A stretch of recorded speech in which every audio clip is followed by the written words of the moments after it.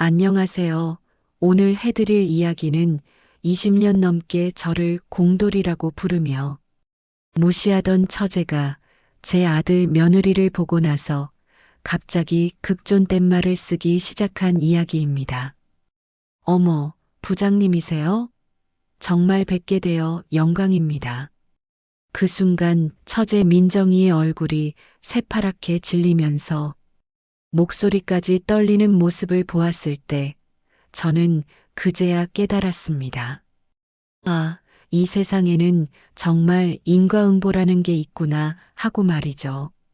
그동안 저를 그렇게 깔보며 공돌이 형부라고 부르던 그 민정이가 갑자기 허리를 90도로 구부리면서 떨리는 목소리로 인사하는 모습을 보니까 정말 세상 참 묘하다는 생각이 들더라고요.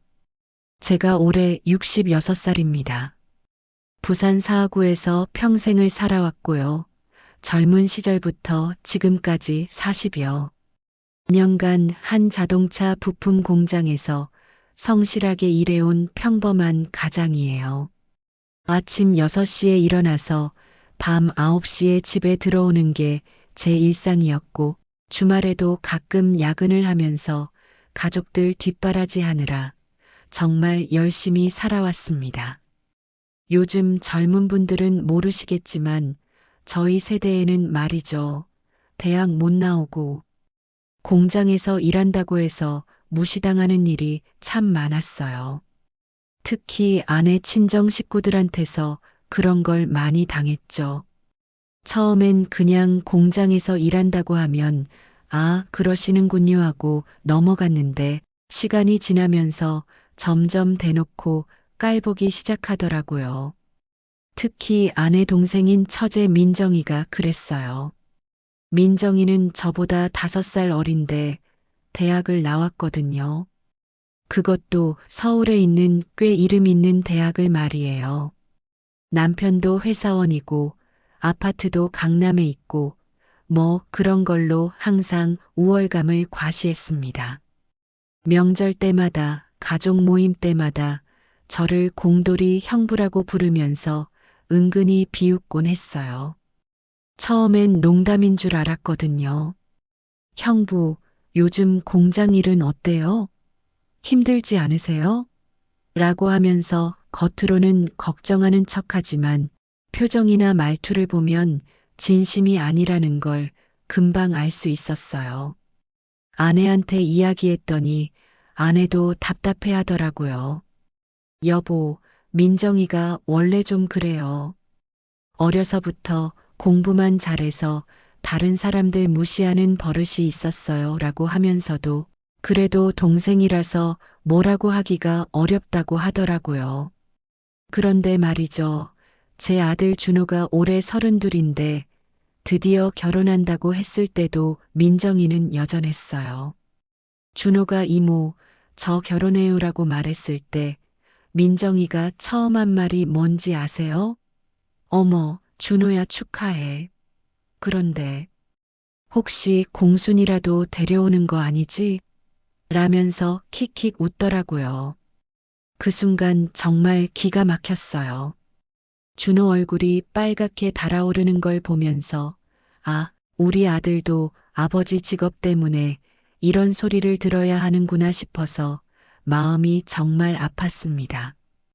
그래도 가족 관계를 생각해서 그냥 민정아, 농담이 심하다라고 넘어갔지만 속으로는 정말 화가 났어요. 그때만 해도 저는 그냥 또 시작이구나 싶어서 참았습니다. 이제 며느리까지 무시하려고 하는구나. 우리 집안이 공장 집안이라고 해서 말이에요. 하지만 정말 상상도 못했던 일이 벌어졌어요. 그날 준호가 여자친구를 데리고 집에 왔을 때 말이에요. 민정이도 마침 어머니 댁에 놀러 와 있었거든요. 준호가 어머니, 아버지, 소개해드릴 사람이 있어요 라고 하면서 문을 열고 들어왔는데 뒤따라 들어온 여자를 보고 민정이 얼굴이 순식간에 하얗게 질리더라고요. 어머, 부장님이세요? 그 순간부터 민정이의 말투가 완전히 바뀌었어요. 그렇게 건방지게 굴던 민정이가 갑자기 허리를 구부리면서 극존댓말을 쓰기 시작한 거예요. 정말 뵙게 되어 영광입니다. 이렇게 인사드리게 되다니. 라면서 완전히 다른 사람이 되어버렸어요. 알고 보니까 우리 며느리가 민정이가 다니는 회사의 상급자였던 거예요. 그것도 민정이가 평소에 우리 부장님은 정말 대단한 분이세요라고 입에 침이 마르도록 자랑하던 바로 그분이었던 거죠. 인생 살아보니까 알겠더라고요. 사람은 겉모습이나 직업으로 판단하면 안 된다는 말이 정말 맞다는 걸 말입니다. 그동안 저는 몰랐는데 우리 며느리가 그런 훌륭한 분이었구나 싶어서 정말 깜짝 놀랐거든요. 더 놀란 건 우리 며느리가 저한테 아버님께서 그렇게 성실하게 일해서 준호 오빠를 이렇게 바르게 키우신 거죠라고 하면서 저를 존경한다고 하더라고요. 그 순간 민정이 표정을 봤는데 정말 말로 표현할 수 없을 정도로 당황스러워 하더라고요. 그때까지 저를 그렇게 깔보고 무시하던 사람이 갑자기 자기가 그렇게 우러러보던 상사의 시아버지라는 걸 알게 되었으니까 말이에요. 오늘 이 이야기를 들려드리는 이유는 단순해요. 나이 들어서 깨달은 건데 사람을 무시하고 살면 언젠가는 부메랑이 되어 돌아온다는 거예요. 그리고 정말 훌륭한 사람일수록 겸손하다는 것도 말이죠. 우리 며느리를 보면서 정말 그런 걸 느꼈어요. 그럼 지금부터 천천히 들려드릴게요. 어떻게 해서 20년 넘게 저를 공돌이라고 부르던 처제가 하루아침에 저한테까지 극존댓말을 쓰게 되었는지, 그리고 그 과정에서 제가 느꼈던 감정들과 깨달음들을 말입니다. 정말 인생은 알 수 없는 것 같아요. 그럼 먼저 우리 처제 민정이가 어떤 사람인지부터 말씀드릴게요. 민정이는 제가 아내와 결혼할 때 20살이었어요. 저는 25이었고요. 그때부터 지금까지 25년 넘게 알고 지낸 사이인데 솔직히 말하면 단 한 번도 편하게 느껴본 적이 없었어요. 민정이는 키도 크고 얼굴도 예쁘고 말하는 것도 똑 부러져서 어디 가서든 눈에 띄는 스타일이었거든요. 그런데 성격이 좀 그래요. 자존심이 엄청 세고 남을 깔보는 버릇이 있어요. 특히 자기보다 학력이 낮다거나 사회적 지위가 낮다고 생각하는 사람들한테는 정말 냉정했어요. 저는 고등학교까지만 나왔거든요. 그것도 가정 형편 때문에 간신히 졸업한 거였어요. 반면에 민정이는 서울에 있는 이화여대를 나왔어요. 그것도 경영학과를 전공해서 졸업하자마자 대기업에 취직했거든요. 지금 생각해 보니까 그때부터 이미 저를 무시하는 기색이 있었던 것 같아요. 처음 만났을 때가 생각나네요. 아내와 약혼식을 올리는 날이었는데 민정이가 저를 보더니 아내 귀에다 뭔가 속삭이더라고요. 나중에 아내한테 물어봤더니 언니, 형부 괜찮은 사람이야? 너무 투박해 보이는데 라고 했다더라고요. 그때는 그냥 어린애가 하는 말이니까 대수롭지 않게 넘어갔는데 지금 생각해보면 그때부터 시작이었던 것 같아요. 민정이가 결혼한 사람도 참 묘했어요. 남편 이름이 상훈인데 연세대 나온 회계사거든요. 키도 크고 얼굴도 잘생겼고 말하는 것도 점잖고 뭐 딱 민정이가 좋아할 만한 스타일이었어요. 둘이 만나서 연애할 때부터 민정이는 우리 상훈 오빠는 연대 나왔어라는 말을 입에 달고 살았거든요. 문제는 그 이후부터였어요. 민정이가 상훈이와 결혼하고 나서부터 저를 대하는 태도가 확연히 달라지기 시작했어요. 예전에는 그래도 형부라고 불렀는데 어느 순간부터 공돌이 형부라고 부르기 시작한 거예요.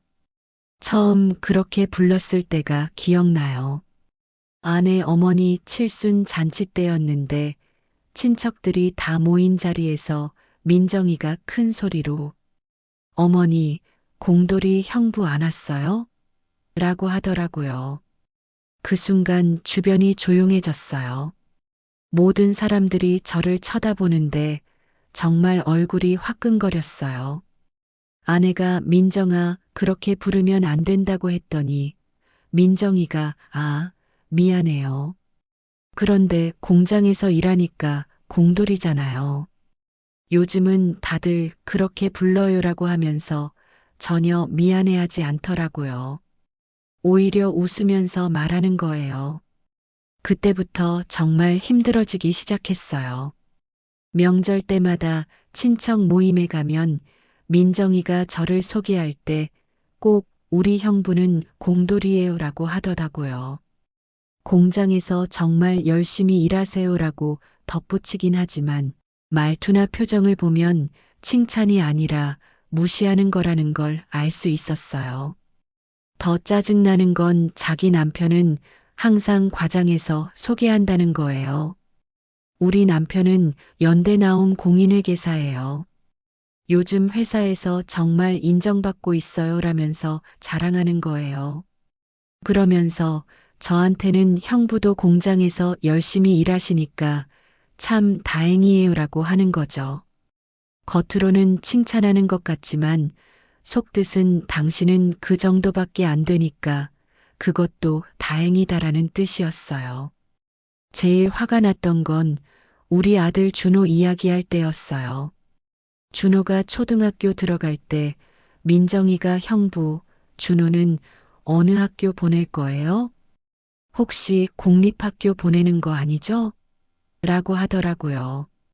그러면서 우리는 사립초등학교 보내려고 하는데 역시 교육은 투자해야죠 라고 하는 거예요. 저희는 경제적으로 여유가 없어서 준호를 공립학교에 보낼 수밖에 없었거든요. 그런 상황을 뻔히 알면서도 그런 말을 하는 민정이를 보면서 정말 속이 끓었어요. 아내도 그때는 울먹이면서 민정이가 왜 저래라고 하더라고요. 그런데 더 가관인 건 준호가 중학생이 되었을 때예요. 준호가 공부를 정말 열심히 해서 전교에서 10등 안에 들었거든요. 그걸 자랑스럽게 이야기했더니 민정이가 어머, 준호 공부 잘하네? 그런데 혹시 아버지 직업 때문에 애가 위축되지는 않아? 라고 하더라고요. 그 말을 들은 준호 얼굴이 빨갛게 달아오르는 걸 봤어요.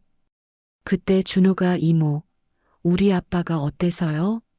라고 반박하려고 하는데 민정이가 아니야, 아무것도 아니야.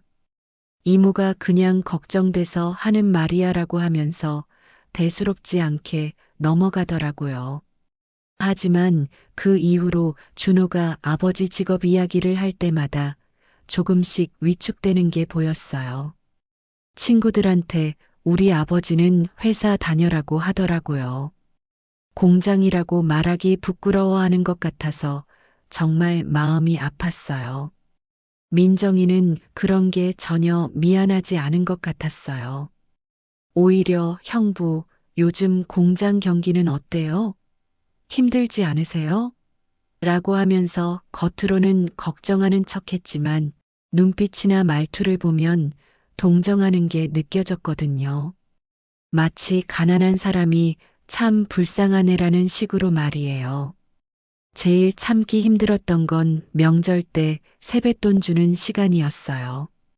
민정이는 항상 새 지폐로 많이 준비해서 우리는 이 정도는 줄 수 있어라는 식으로 과시하더라고요. 반면에 저희는 형편상 많이 줄 수가 없었는데 민정이가 형부네는 공장 다니니까 힘들죠? 우리가 대신 더 줄게요라고 하는 거예요. 겉으로는 도와주는 것 같지만 사실은 우리를 무시하는 거였어요. 모든 친척들 앞에서 우리는 돈이 있지만 너희들은 없다는 걸 과시하는 거였거든요. 그럴 때마다 정말 자존심이 상했지만 가족 관계를 생각해서 그냥 참았어요. 이런 일들이 10여 년간 반복되다 보니까 저는 민정이를 만나는 게 정말 부담스러워졌어요. 명절이나 가족 모임 때마다 또 무슨 말을 할까 싶어서 미리 걱정이 되더라고요.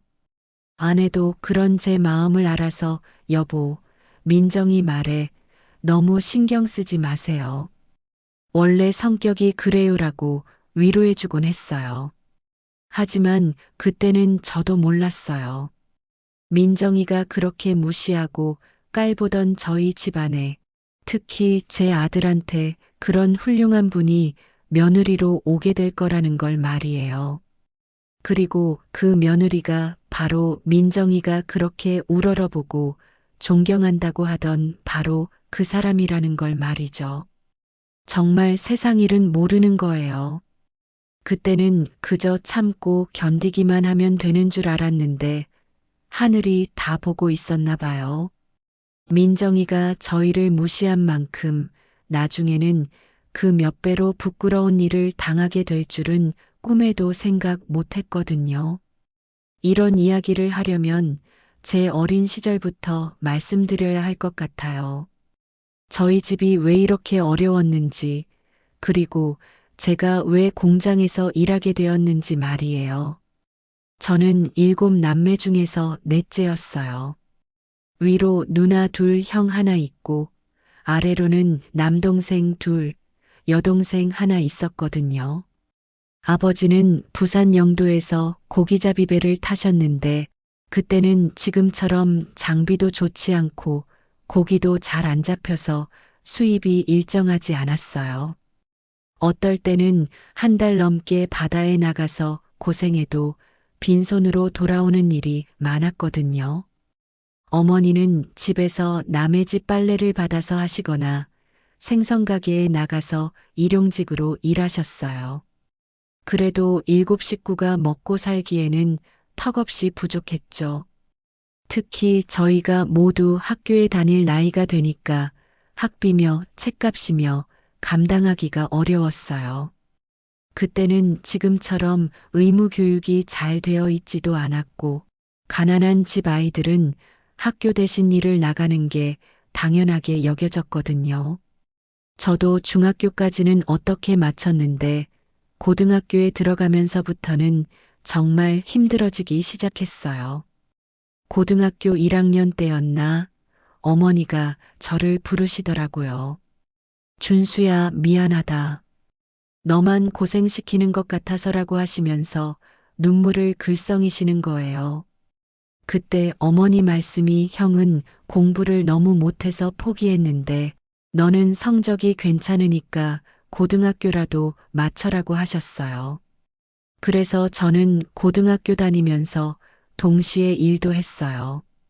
학교 마치고 오면 동네 철공소에 가서 밤 10시까지 일했거든요. 용접 보조일이었는데 처음엔 정말 힘들었어요. 손에 화상도 자주 입고 온몸이 쇠가루 냄새로 찌들어서 집에 들어가면 어머니가 얼마나 고생했냐며 우시곤 했어요. 그렇게 3년을 버텨서 간신히 고등학교를 졸업했어요. 그때가 20살이었는데 대학은 꿈도 꾸지 못했죠. 집안 형편도 그렇고 제 성적으로는 국립대학도 힘들었거든요. 사실 그때는 대학 나온 사람도 지금처럼 많지 않았어요. 고등학교만 나와도 괜찮은 일자리를 구할 수 있었거든요. 고등학교 졸업하고 나서 본격적으로 일을 찾기 시작했어요. 여러 곳을 알아보다가 사상구에 있는 자동차 부품 공장에서 일하게 되었어요.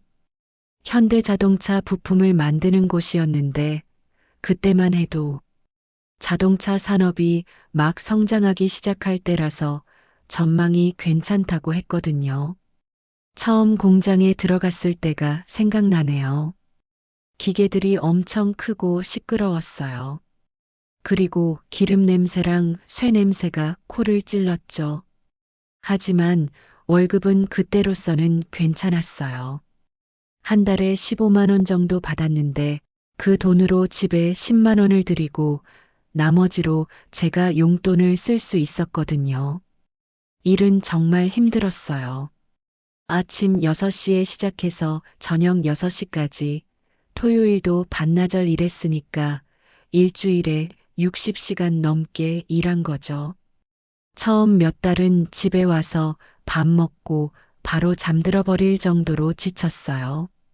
그래도 성실하게 일했어요. 지각도 안 하고 결근도 안 하고 시키는 일은 뭐든지 열심히 했거든요. 그러다 보니 반장님들도 저를 신뢰하기 시작했고 몇 년 지나니까 후배들도 생기고 그랬어요. 그렇게 5년 정도 일하던 25살 때 지금 아내를 만났어요. 아내는 그때 22이었는데 친구 소개로 만나게 됐거든요. 첫 만남부터 아내가 참 마음에 들었어요.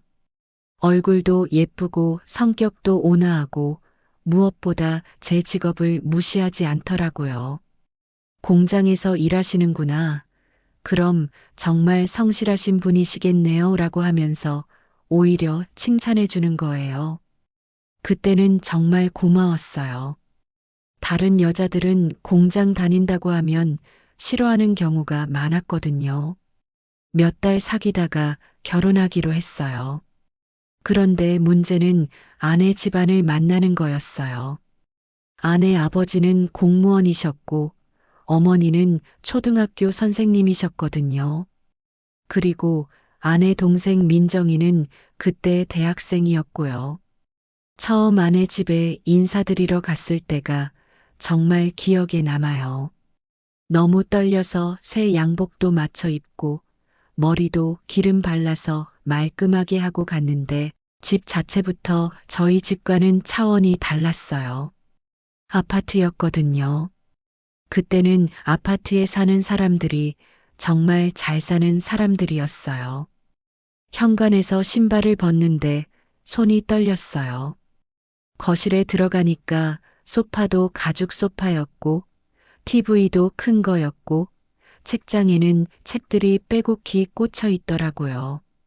우리 집은 연탄 아궁이에 방 2개짜리 단칸방이었는데 여기는 정말 다른 세상 같았어요. 아내 아버지께서 어서 오세요. 많이 들었습니다라고 하시면서 반갑게 맞아주셨어요. 그런데 물어보시는 게 직업이 어떻게 되시죠? 였어요. 공장에서 일합니다라고 대답했더니 아, 그러시는군요라고 하시면서 표정이 조금 굳어지는 게 보였어요. 아내 어머니도 공장이요? 어떤 공장이세요? 라고 물어보시더라고요. 자동차 부품 만드는 곳입니다라고 했더니 아, 그래요라고 하시면서 더 이상 묻지 않으시더라고요. 분위기가 갑자기 어색해졌어요. 그런데 제일 기억에 남는 건 민정이 반응이었어요. 그때 민정이는 대학교 2학년이었는데 저를 보더니 아내 귀에다가 뭔가 속삭이는 거예요. 나중에 아내한테 들어보니까 언니 괜찮은 사람이야? 너무 투박해 보이는데 라고 했다더라고요. 그날 저녁을 같이 먹었는데 내내 위축감이 들었어요. 식사 예절도 다르고 하는 말도 다르고 정말 다른 세상 사람들 같았거든요. 저는 그냥 네 하면서 고개만 끄덕였어요. 집에 돌아오는 길에 아내가 우리 가족들이 좀 까다로워서 미안해라고 하더라고요. 그때 처음으로 아, 이 사람들이 나를 깔보는구나라는 걸 느꼈어요. 하지만 아내가 좋았기 때문에 참기로 했어요. 결혼 준비를 하면서도 계속 그런 일들이 있었어요. 예식장을 정할 때도 신혼집을 구할 때도 뭔가 저희 형편에 맞지 않는 걸 요구하는 경우가 많았거든요. 그래도 아내가 중간에서 잘 조정해줘서 무사히 결혼할 수 있었어요. 하지만 그때부터 느꼈어요. 아, 앞으로 이 사람들과 오래 지내려면 정말 많이 참아야 하겠구나 하고 말이에요. 특히 민정이는 저를 볼 때마다 뭔가 못마땅하다는 표정을 짓더라고요. 그때만 해도 설마 25년 후에 그 민정이가 제 앞에서 허리를 굽히며 극존댓말을 쓰게 될 거라곤 상상도 못했어요. 인생이란 게 정말 알 수 없는 것 같아요. 결혼하고 나서 본격적으로 민정이와 자주 만나게 됐어요. 그전까지는 그냥 아내 동생 정도로만 생각했는데 이제는 가족이 되었으니까 명절이나 가족 모임 때마다 마주쳐야 했거든요. 민정이는 그때 대학교 3학년이었는데 정말 똑똑하고 야무진 학생이었어요. 이화여대에서 경영학을 전공하고 있었는데 성적도 우수하고 영어도 잘했거든요. 키도 165cm 정도로 크고 얼굴도 예쁘고 옷도 항상 세련되게 입고 다녔어요. 그런데 문제는 그 우월감이었어요. 자기가 공부를 잘하고 대학생이라는 걸 항상 은근히 과시했거든요. 저를 볼 때마다 형부는 공부하고 싶은 마음 없으세요? 라고 묻더라고요. 야간 대학이라도 다니시면 좋을 텐데라고 하면서 말이에요. 처음에는 그냥 관심에서 하는 말인 줄 알았어요. 그래서 아니다, 민정아. 형부는 일하는 게 바빠서라고 대답했더니, 아, 그렇긴 하죠. 공장에서 일하시니까 힘들겠어요 라고 하더라고요. 그런데 말투가 뭔가 동정하는 것 같았어요. 민정이가 대학교 4학년이 될 때쯤에는 더 심해졌어요. 취업 준비를 하면서 저는 대기업에 들어갈 거예요. 요즘 시대에는 학벌이 정말 중요해요라고 하면서 저를 흘끔흘끔 쳐다보더라고요. 마치 당신은 학벌이 없으니까 그 정도밖에 못하는 거조라는 식으로 말이에요. 그해 추석 때였나 정말 기억에 남는 일이 있었어요. 친척들이 다 모인 자리에서 민정이가 저 내년에 삼성전자에 지원할 거예요 라고 자랑하더라고요. 그러더니 갑자기 저한테 형부는 어떤 회사에 다니세요? 라고 묻는 거예요. 자동차 부품이라는 곳에서 일해라고 대답했더니 아, 그래요? 거기 큰 회사인가요? 라고 하면서 전혀 모르겠다는 표정을 짓더라고요. 그러면서 저는 삼성전자 같은 대기업에 들어가고 싶어요. 역시 회사도 이름값이 있어야죠라고 하는 거예요. 그 말을 들으면서 정말 기분이 나빴어요. 제가 다니는 회사가 작다고 무시하는 것 같았거든요. 하지만 어른들 앞에서 말다툼할 수도 없고 그냥 그렇구나. 민정이 대단하네라고 넘어갔어요. 민정이는 정말로 삼성전자에 합격했어요. 그때가 2001년이었나? 정말 온 집안이 난리가 났어요. 우리 민정이가 삼성전자에 붙었어. 라고 하면서 친척들한테 다 자랑하고 다니더라고요. 그때부터 민정이 태도가 더 바뀌었어요. 이제 저도 직장인이에요. 형부랑 같네요 라고 하면서 웃는데 표정이나 말투를 보면 하지만 우리는 급이 다르죠라는 뜻이 깔려 있었어요. 회사 다니기 시작한 민정이는 정말 달라졌어요.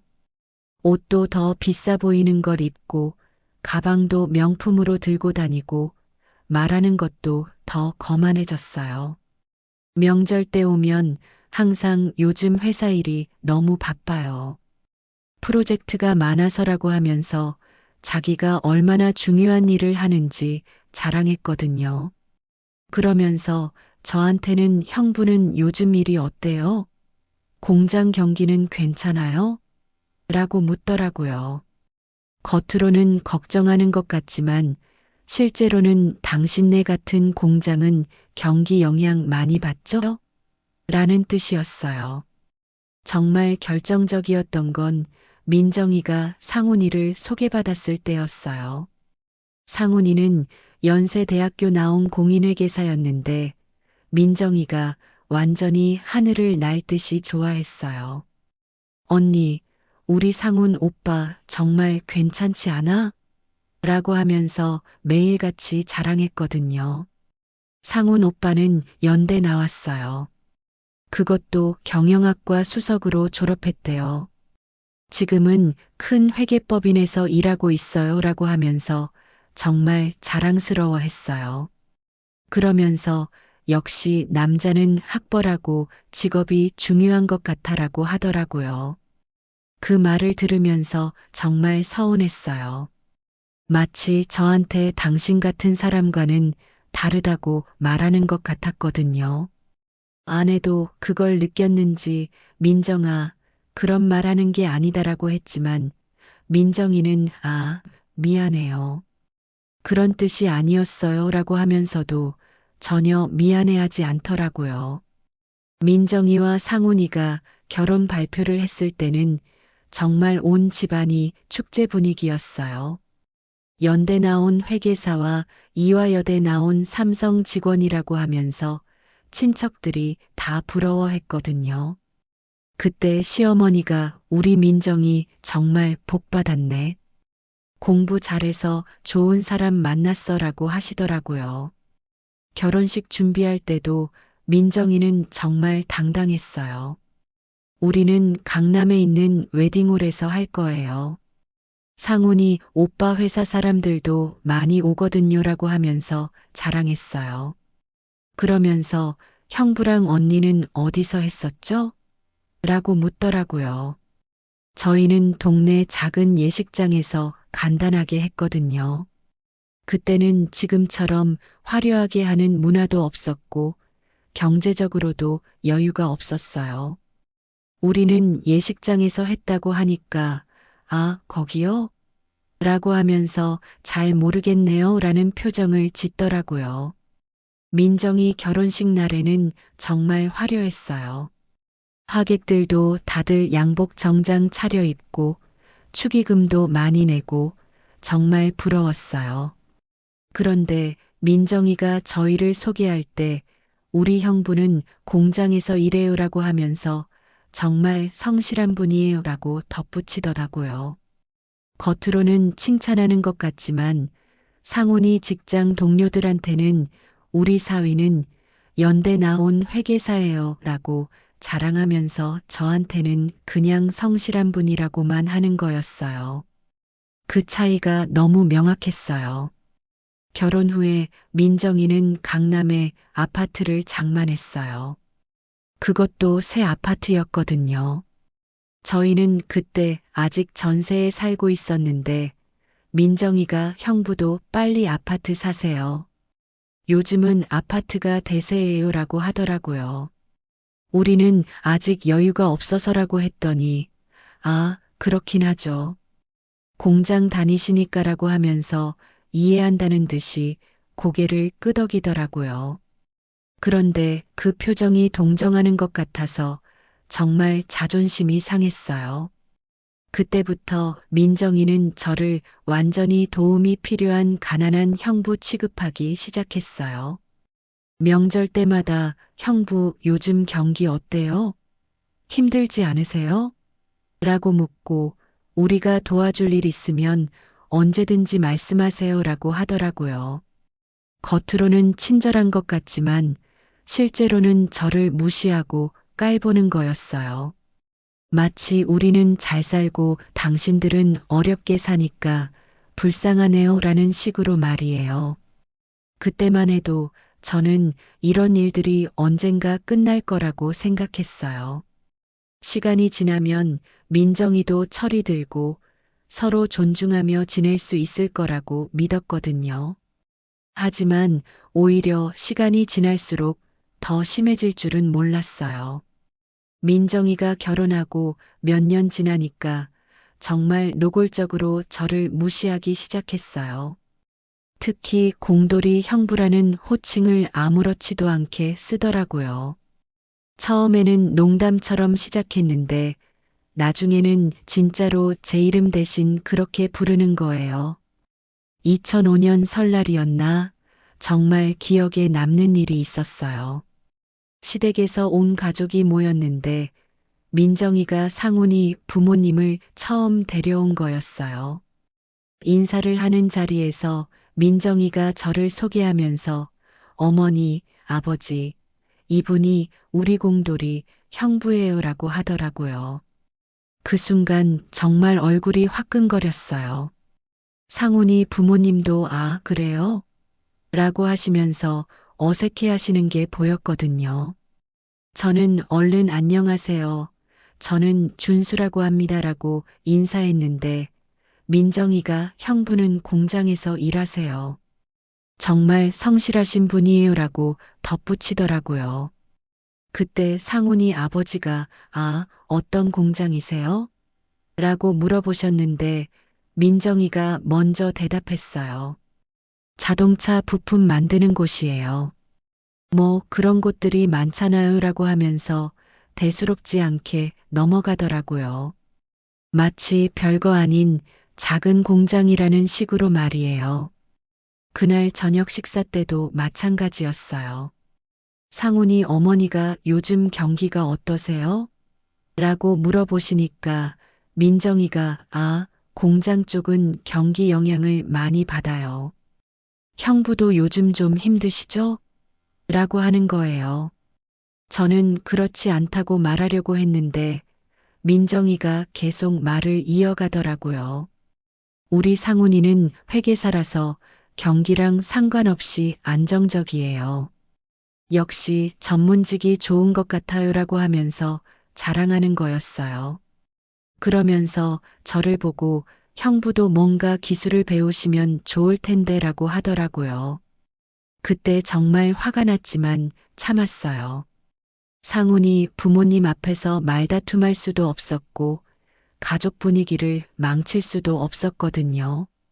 하지만 집에 와서 아내한테 민정이가 너무 심하다고 했더니 아내도 나도 속상해. 그런데 어떻게 해라고 하더라고요. 더 심한 건 우리 아들 준호 이야기할 때였어요. 준호가 초등학교 3학년 때 학예회에서 주인공 역할을 맡았다고 자랑했더니 민정이가 어머, 준호 연기 잘하네? 라고 하더라고요. 그러다가 갑자기 그런데 다른 애들 아빠들은 뭐 하시는 분들이야? 라고 묻는 거예요. 글쎄, 여러 가지 일하시는 분들이 있지라고 대답했더니 혹시 준호가 아빠 직업 때문에 위축되지는 않아? 라고 하더라고요. 그 말을 듣고 정말 기가 막혔어요. 아직 어린 준호가 있는 자리에서 그런 말을 하는 거예요. 준호가 이모, 우리 아빠 왜 그래요? 라고 묻자 민정이가 아니야. 아무것도 아니야. 이모가 그냥 걱정돼서라고 하면서 넘어가더라고요. 하지만 준호 표정이 어두워지는 걸 봤어요. 그때부터 준호가 아빠 직업 이야기를 꺼려하기 시작했거든요. 준호가 중학생이 되었을 때는 더 심했어요. 성적이 반에서 5등을 했다고 자랑했더니 민정이가 와, 준호 진짜 똑똑하네. 그런데 특목고 같은데 갈 생각 있어? 라고 묻더라고요. 저희 형편으로는 사교육비도 부담스러운데 특목고는 꿈도 못 꾸는 일이었거든요. 우리는 일반고 보낼 생각이야 라고 했더니 아, 그렇구나. 그래도 준호 머리 좋으니까 아깝네라고 하더라고요. 그러면서 우리 아이들은 나중에 외고나 특목고 보낼 거야. 역시 투자해야지라고 하는 거예요. 그 말을 들은 준호가 엄마, 우리는 왜 특목고 안 보내줘? 라고 묻더라고요. 아내가 우리 형편으로는 힘들어라고 설명했지만 준호가 실망하는 표정을 보면서 정말 마음이 아팠어요. 민정이는 이런 식으로 계속 저희를 무시했어요. 명절 때마다 새 옷 입고 와서 이거 백화점에서 샀어요. 좀 비싸긴 하지만 품질이 좋아요라고 자랑하고 형부네도 가끔은 백화점에서 쇼핑해 보세요라고 하더라고요. 저희는 그때 대부분 동대문이나 남대문 시장에서 옷을 샀거든요. 백화점은 너무 비싸서 엄두도 못 냈어요. 우리는 시장에서 사라고 했더니, 아, 그렇죠. 실용적이긴 해요라고 하면서 이해한다는 듯이 고개를 끄덕이더라고요. 세뱃돈 줄 때도 마찬가지였어요. 민정이는 항상 새 지폐로 많이 준비해 왔어요. 조카들한테 줄 때마다 이모가 많이 줄게라고 하면서 과시하더라고요. 반면에 저희는 형편상 많이 줄 수가 없었는데 민정이가 괜찮아요. 우리가 대신 더 줄게요라고 하는 거예요. 겉으로는 도와주는 것 같지만 사실은 우리는 돈이 있지만 너희들은 없다는 걸 모든 친척들 앞에서 과시하는 거였어요. 그럴 때마다 정말 자존심이 상했지만 아이들을 위해서라도 참을 수밖에 없었어요. 준호가 고등학생이 되었을 때는 더욱 노골적이었어요. 준호야, 대학은 어디 갈 생각이야? 라고 묻더니 혹시 아빠처럼 공장 갈 생각은 아니지? 라고 하는 거예요. 그 순간 준호 얼굴이 빨갛게 달아올랐어요.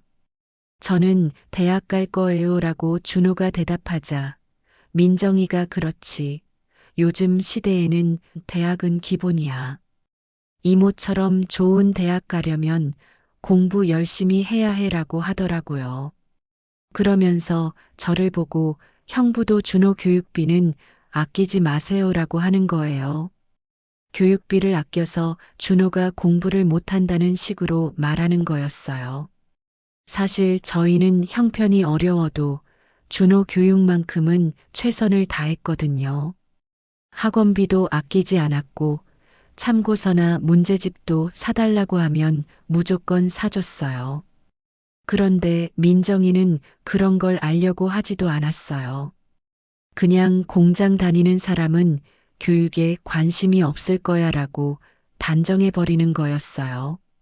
정말 기가 막혔지만 준호 앞에서 큰 소리 칠 수도 없었어요. 그게 달했던 건 준호가 대학에 합격했을 때였어요. 준호가 부산대학교 공대에 붙었다고 했더니 민정이가 어머, 축하해. 그런데 공대? 혹시 아빠 영향받은 거야? 라고 하더라고요.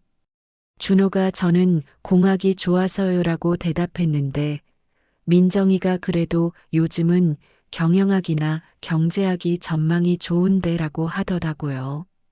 그러면서 이모처럼 경영학 전공했으면 대기업 가기 쉬웠을 텐데라고 하는 거예요. 그때 정말 참을 수 없었어요. 준호가 자기 길을 선택한 건데 마치 잘못 선택한 것처럼 말하는 거였거든요. 민정아, 준호가 좋아서 선택한 거야 라고 했더니, 아, 물론이에요. 그런데 현실적으로 생각해 보면, 라고 하면서 계속 잔소리 하더라고요. 이런 일들이 20년 넘게 계속되었어요.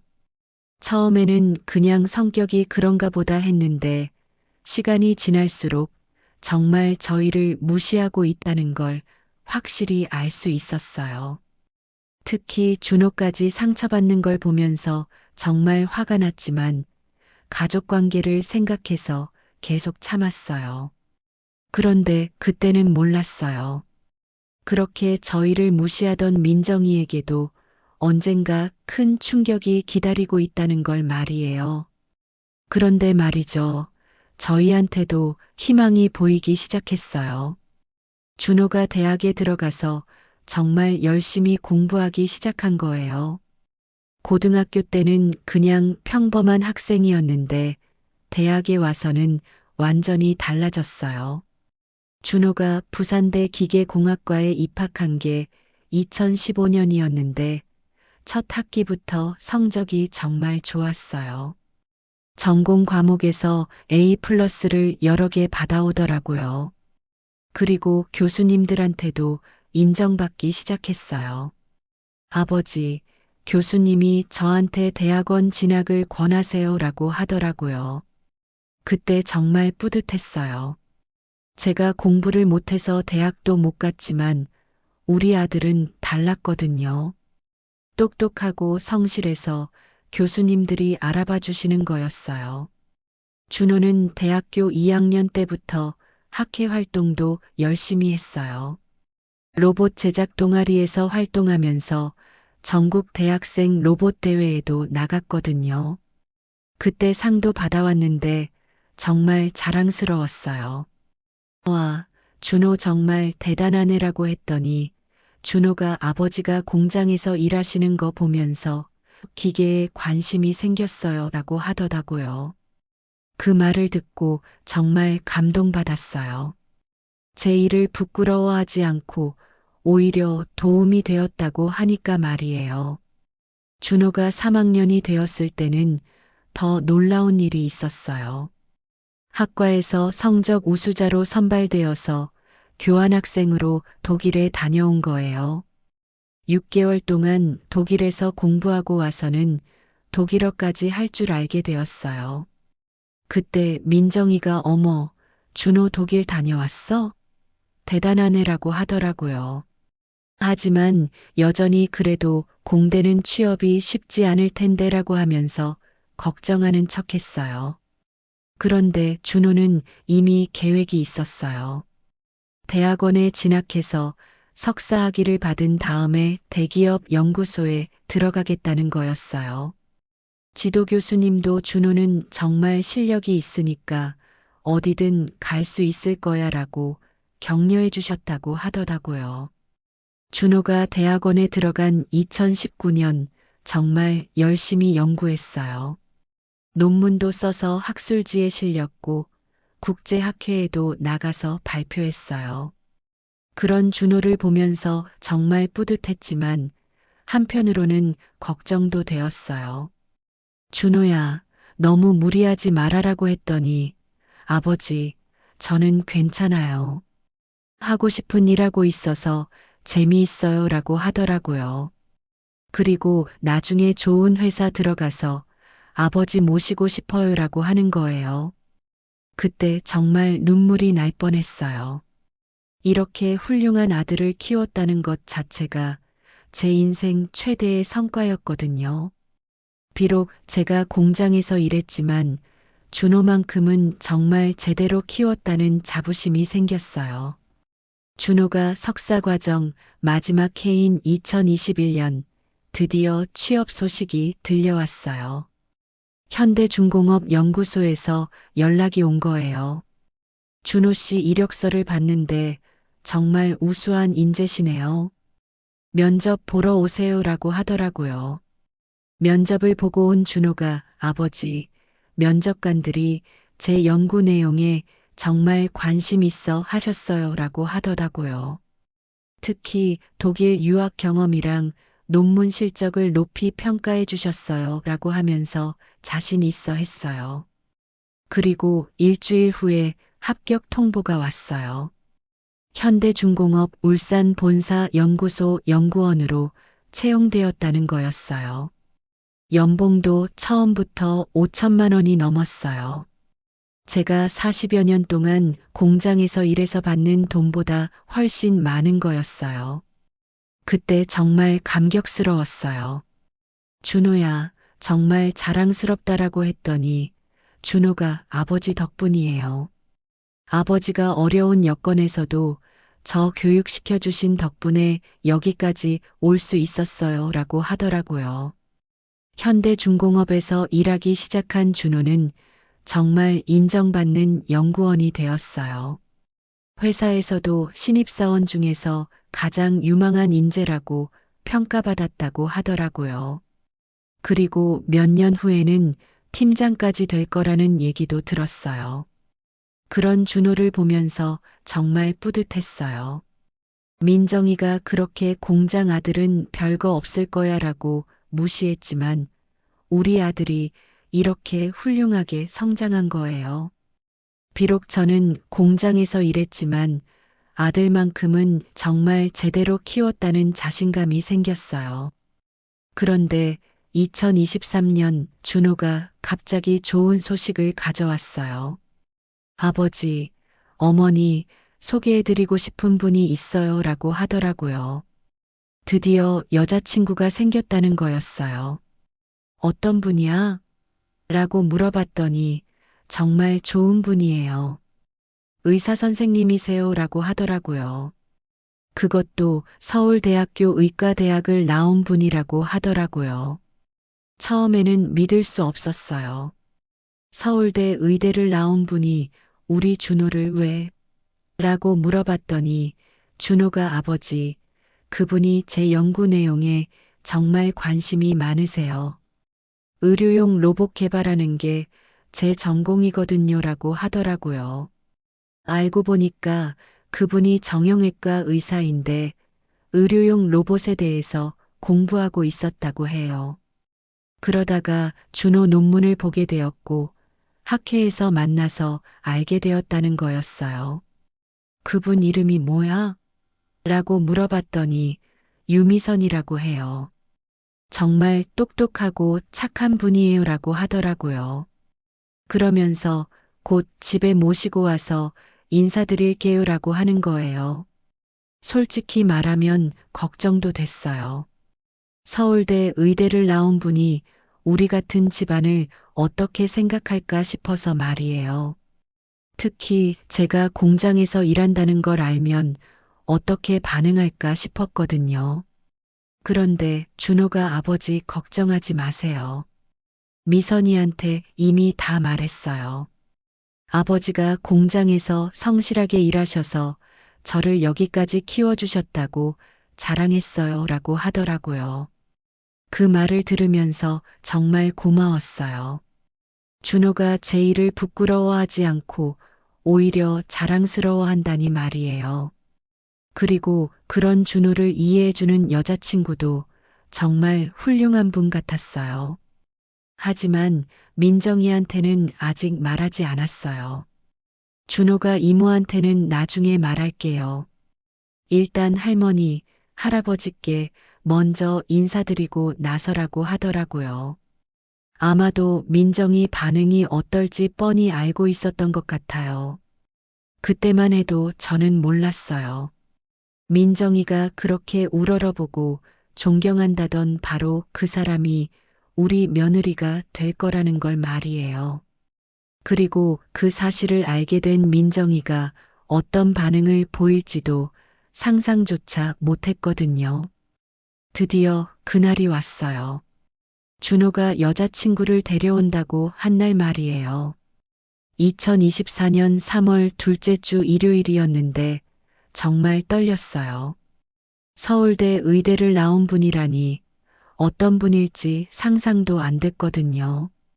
아내는 며칠 전부터 대청소를 하더라고요. 여보, 의사 선생님이 오시는데 집이 이래도 돼? 라고 하면서 정말 열심히 청소했어요. 저도 새 셔츠를 샀어요. 첫인상이 중요하니까 말이에요. 그런데 하필이면 그날 민정이도 어머니 댁에 놀러 왔더라고요. 상훈이는 회사 일 때문에 못 왔고 민정이만 혼자 온 거였어요.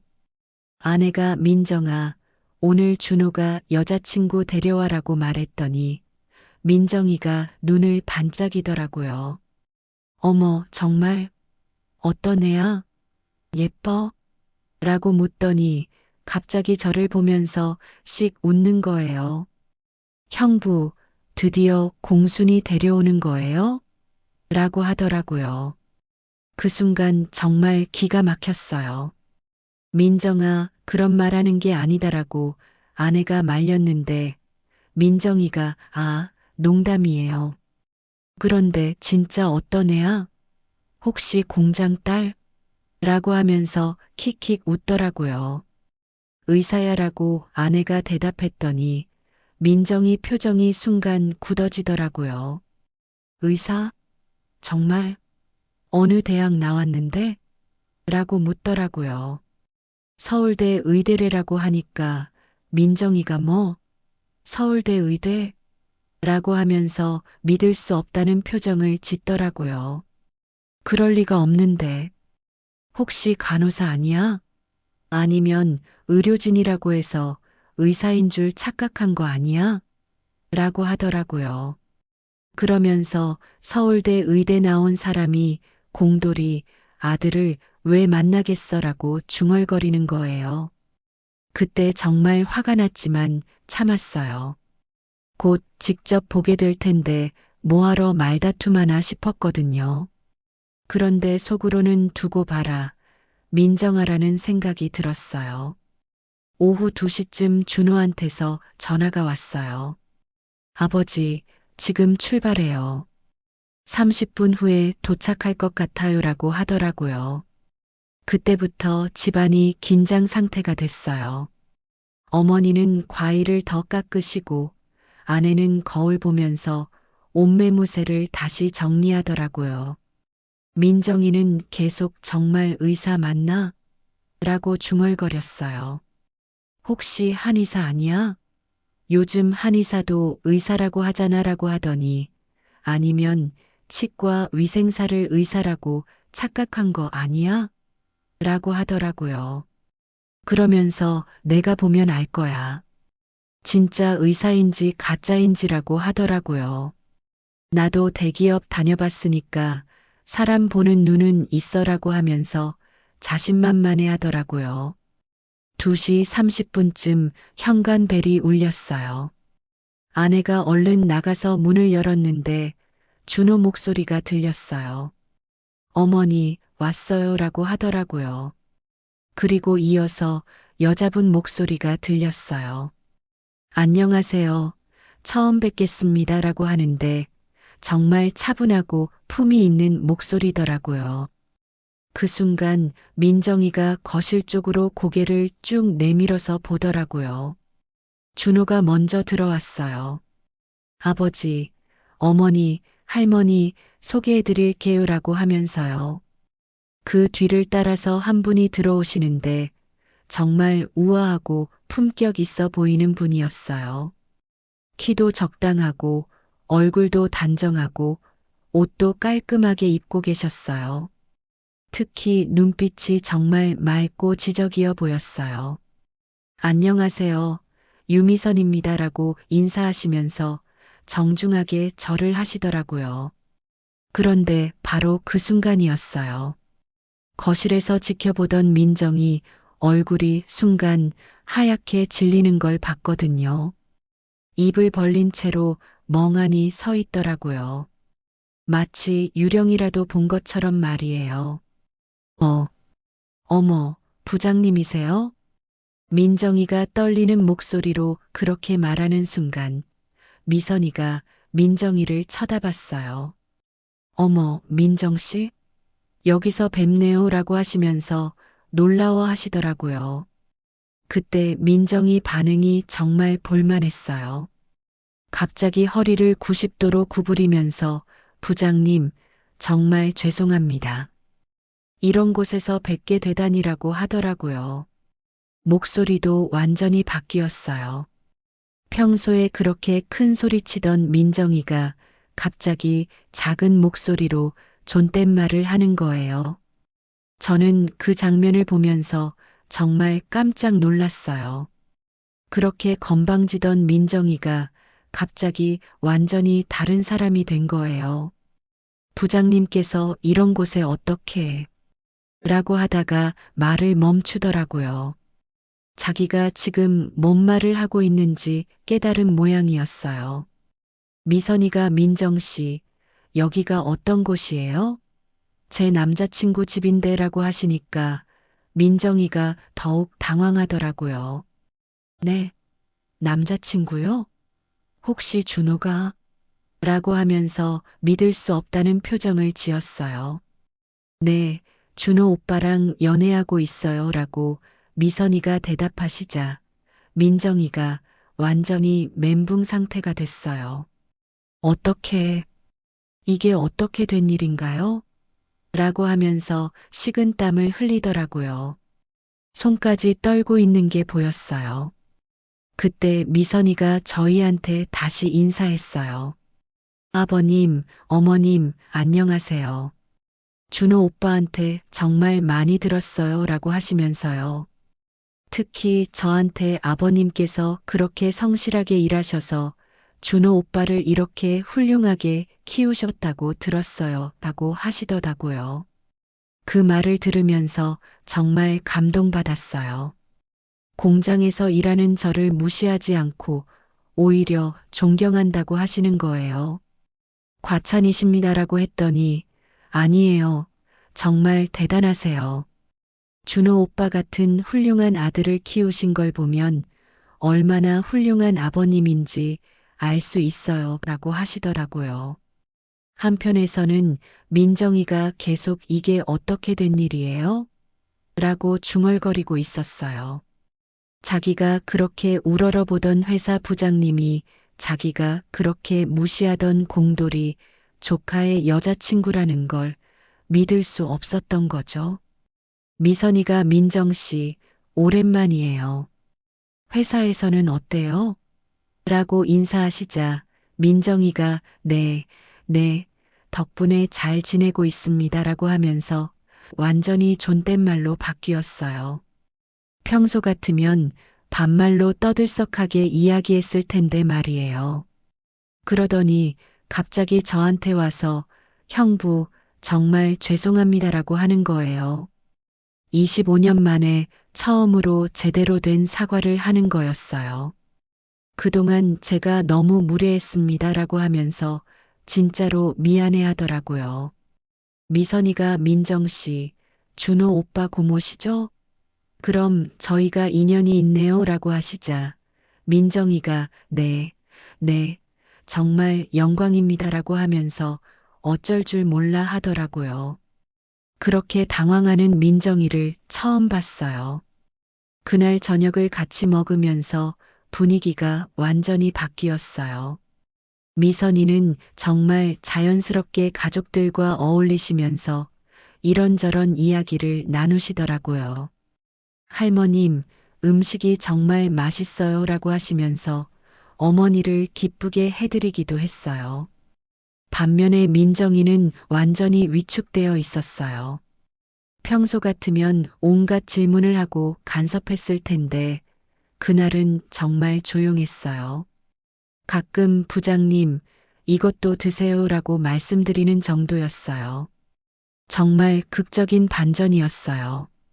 아침에는 공순이 데려오는 거냐며 비웃던 민정이가 저녁에는 자기 상사 앞에서 고개 숙이고 있으니까 말이에요. 세상에 이런 일이 있을 수 있나 싶었어요. 그때 제 마음도 복잡했어요. 속이야 시원했지만 한편으로는 민정이가 불쌍하기도 했거든요. 그렇게 자신만만하던 사람이 갑자기 이렇게 위축되는 걸 보니까 말이에요. 하지만 동시에 생각했어요.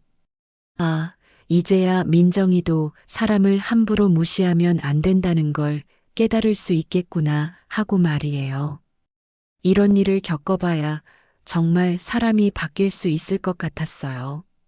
미선이는 정말 훌륭한 분이었어요.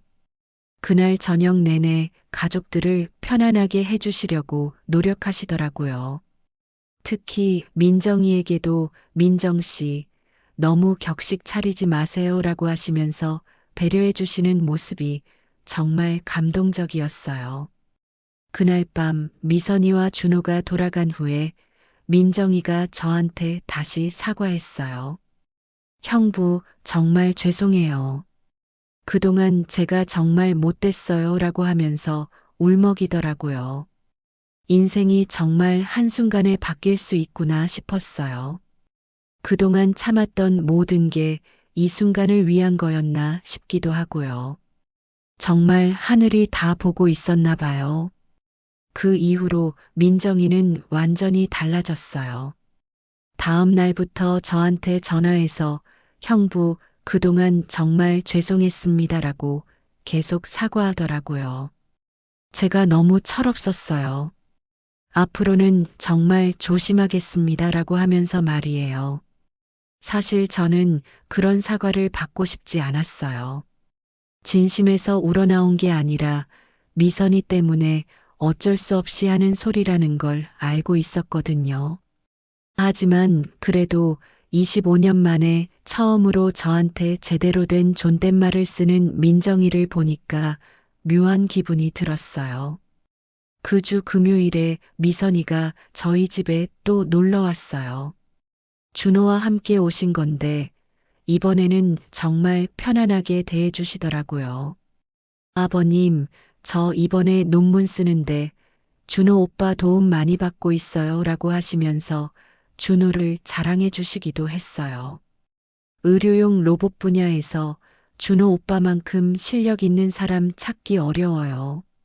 정말 똑똑하고 성실해요라고 하시는데 정말 뿌듯했어요. 제 아들을 그렇게 인정해 주시니까 말이에요. 그런데 그날 하필 민정이가 또 어머니 댁에 왔더라고요. 미선이를 보자마자 허리를 구부리면서 부장님, 안녕하세요. 이렇게 또 뵙게 되어 영광입니다라고 하더라고요. 정말 180도 달라진 모습이었어요. 미선이가 민정 씨, 너무 격식 차리지 마세요. 우리 가족이 될 사이인데라고 하시니까 민정이가 더욱 당황해 하더라고요. 네, 네, 그러게요라고 하면서도 어떻게 해야 할지 모르겠다는 표정이었어요. 저녁 먹을 때도 민정이는 정말 조심스러웠어요. 평소 같으면 형부, 이거 드세요라고 반말로 말했을 텐데, 그날은 형부, 이것 좀 드시겠어요? 라고 존댓말로 하더라고요. 완전히 다른 사람이 된 것 같았어요. 미선이가 민정 씨, 회사 일은 어때요? 요즘 프로젝트 많이 바쁘죠? 라고 물어보시자 민정이가 네, 부장님 덕분에 좋은 프로젝트 맡아서 열심히 하고 있습니다. 라고 대답하더라고요. 그러면서 슬그머니 저를 보면서 형부께서 그동안 정말 고생 많이 하셨죠. 제가 철이 없어서 형부 마음 아프게 한 일이 많았는데 라고 하더라고요. 겉으로는 사과하는 것 같지만 미선이 앞에서 자기 이미지 관리하려는 게 뻔히 보였어요. 하지만 저는 그냥 괜찮다, 민정아. 우리 가족인데 뭘이라고 넘어갔어요. 이미 다 지난 일이고 이제 와서 화낼 필요도 없었거든요. 오히려 이런 상황이 우스웠어요. 다음 달에 준호와 미선이가 정식으로 결혼 발표를 했어요. 양가 부모님이 만나서 혼사를 정하는 자리였는데 미선이 부모님도 정말 좋은 분들이었어요. 아버지는 대학교 교수시고 어머니는 약사셨거든요. 처음에는 좀 걱정됐어요. 그런 집안에서 저를 어떻게 볼까 싶어서 말이에요. 그런데 미선이가 이미 부모님한테 다 말씀드렸다고 하더라고요. 아버지가 정말 성실한 분이시고 그 덕분에 준호가 이렇게 훌륭하게 자랐다고 자랑했다는 거예요. 실제로 미선이 부모님을 만나니까 정말 따뜻하게 맞아주시더라고요. 사위 어르신, 아들 정말 잘 키우셨어요. 미선이가 준호군 자랑을 얼마나 많이 하는지 모르겠어요 라고 하시면서 말이에요. 그때 민정이도 자리에 있었는데 미선이 아버지가 대학 교수라는 걸 듣고 완전히 위축되어 있더라고요. 평소 같으면 저희 남편도 좋은 회사 다녀요라고 자랑했을 텐데 그날은 정말 조용했어요. 결혼식은 2024년 가을에 올렸어요. 정말 아름다운 결혼식이었어요. 미선이가 웨딩드레스 입고 나타났을 때 준호 얼굴이 정말 행복해 보였어요. 그 모습을 보면서 정말 감동받았어요. 결혼식 하객들도 정말 다양했어요. 미선이 동료 의사들, 준호 회사 동료들, 대학 동기들. 정말 많은 분들이 와주셨어요. 그런데 신기한 건 모든 분들이 저희를 정중하게 대해주시더라고요. 특히 미선이 병원 동료들이 저한테 인사 올 때, 사장님, 정말 훌륭한 아드님 키우셨네요 라고 하시는 거예요. 미선이가 평소에 시아버지를 자랑했나 봐요. 그날 민정이는 정말 얌전했어요. 결혼식 내내 조용히 있더니 마지막에 저한테 와서 형부 정말 축하드려요. 좋은 며느리 두셨네요 라고 하더라고요. 그러면서 앞으로 제가 더 잘하겠습니다 라고 다시 한번 사과했어요. 결혼 후에도 미선이는 정말 훌륭한 며느리였어요. 명절 때마다 꼬박꼬박 와서 인사드리고 저희 부모님께도 정말 잘해드렸어요. 아버님, 어머님 덕분에 좋은 남편 만났어요 라고 하면서 항상 고마워했거든요. 그런 미선이를 보면서 정말 다행이다 싶었어요. 돈이나 지위가 아니라 마음이 따뜻한 사람을 며느리로 맞은 게 말이에요. 반면에 민정이는 계속 어색해했어요. 가족 모임 때마다 미선이를 보면 부장님이라고 부르면서 극존댓말을 쓰는 거예요. 미선이가 이모, 편하게 해주세요라고 해도 여전히 어색해 하더라고요. 지금 생각해 보니까 정말 인생이 아이러니해요. 25년 동안 저를 무시하던 민정이가 결국 제 며느리 앞에서 고개 숙이게 될 줄 누가 알았겠어요. 그것도 자기가 그렇게 우러러보던 상사 앞에서 말이에요. 하지만 저는 민정이를 원망하지 않아요. 오히려 고마운 마음이 더 커요. 민정이가 그렇게 무시해준 덕분에 저는 더 단단해졌고 준호도 더 열심히 살게 됐거든요. 결과적으로는 좋은 일이 된 셈이에요. 그리고 무엇보다 이 일을 통해서 정말 중요한 걸 깨달았어요. 사람은 학력이나 직업, 돈으로 판단하면 안 된다는 거예요. 정말 중요한 건 그 사람의 마음가짐이고 인품이라는 걸 말이에요. 저는 비록 공장에서 일했지만 성실하게 살았어요. 그리고 그 성실함이 준호에게 전해졌고 준호가 훌륭한 사람으로 자랄 수 있었던 거예요. 미선이도 그런 준호의 마음을 알아봐 준 거고요. 요즘 젊은 분들한테도 말씀드리고 싶어요. 남을 무시하거나 깔보지 마세요. 겉으로 보기에는 별것 아닌 것 같아도 그 사람만의 가치가 있어요. 그리고 언젠가는 그 가치가 빛을 발할 날이 올 거예요. 특히 부모님 직업으로 친구들을 판단하지 마세요. 정말 중요한 건 그 사람이 얼마나 성실하고 착한지예요. 저희 준호도 아버지 직업 때문에 상처받은 적이 있었지만 결국은 그 모든 걸 이겨내고 훌륭한 사람이 됐거든요. 그리고 무엇보다 항상 겸손하세요. 민정이처럼 남을 무시하고 우월감에 빠져 있으면 언젠가는 큰 코 다칠 수 있어요. 정말 훌륭한 사람일수록 겸손하다는 걸 미선이를 보면서 확실히 알았어요. 인생은 정말 한순간에 바뀔 수 있어요. 그러니까 절망하지 마시고 묵묵히 자기 길을 가세요. 언젠가는 보상받을 날이 올 거예요. 지금 우리 가족은 정말 행복해요.